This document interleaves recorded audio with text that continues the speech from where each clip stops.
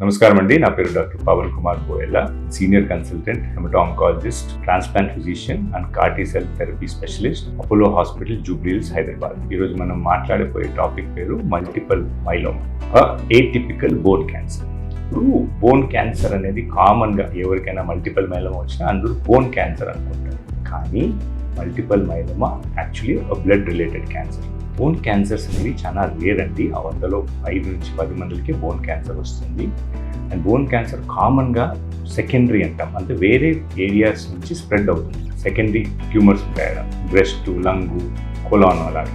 Primary bone cancers చిన్నపిల్లల్లో కామన్గా ఉంటుంది, బట్ చాలా రేర్. చాలా మంది మల్టిపుల్ మైలోమా అని కానీ బోన్ క్యాన్సర్ అనుకుంటారు. అది కాదు, ఎందుకంటే టైప్ ఆఫ్ బ్లడ్ క్యాన్సర్. కానీ మనకు తెలియాల్సింది ఏమి అంటే బ్లడ్ దగ్గర పుట్టేది బోన్ మధ్యలో, బోన్ మ్యారో నుంచి పుడుతుంది, బోన్ మధ్యలో ఉంటుంది. సో ఎప్పుడైనా క్యాన్సర్ అక్కడ పుట్టినప్పుడు బోన్ డిస్ట్రాయ్ అయ్యే ఛాన్స్ ఉంటుంది. అందుకే కామన్గా జనాలు ఏమనుకుంటారు, నాకు మల్టిపుల్ మైలోమా బోన్ క్యాన్సర్ వచ్చింది.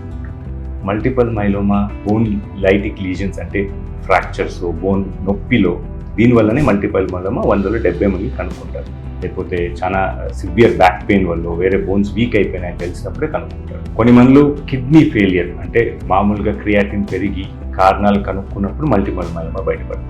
అనీమియా వల్ల ఇవాల్యుయేట్ చేసినప్పుడు కూడా మల్టిపుల్ మైలోమా బయటపడుతుంది. ఒకసారి మల్టిపుల్ మైలోమా కన్ఫర్మ్ చేసుకున్నామంటే బోన్ మ్యారో టెస్ట్ వల్లనో బ్లడ్ టెస్ట్ల వల్లనో కన్ఫర్మ్ అయినాక దీనికి మామూలుగా ట్రీట్మెంట్ అనేది chemotherapy, injection, low dose chemotherapy అంటే. దీంట్లో మామూలుగా పాతకాలంలో స్టేజ్లు ఉండేవి, ఇప్పుడు స్టేజ్ కన్నా రిస్క్ స్ట్రాటిఫికేషన్ ఉంటాం. అవన్నీ డిపెండెంట్ అయ్యేది ఈ జెనెటిక్ టెస్ట్ల పైన.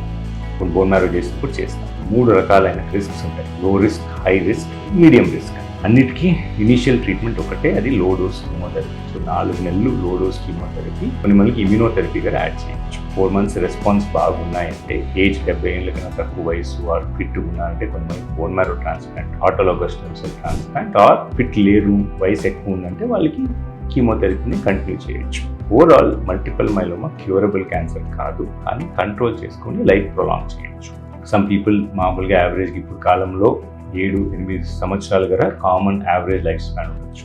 జబ్బు తిరగబడినా కదా మనకి మల్టిపుల్ ఆప్షన్స్ ఉన్నాయి. కొత్తగా ఇమ్యూనోథెరపీ, కార్టీ సెల్ థెరపీ అని ట్రీట్మెంట్స్ వచ్చాయి. దాని నుంచి లైఫ్ నార్మల్గా లీడ్ చేయొచ్చు. Thank you.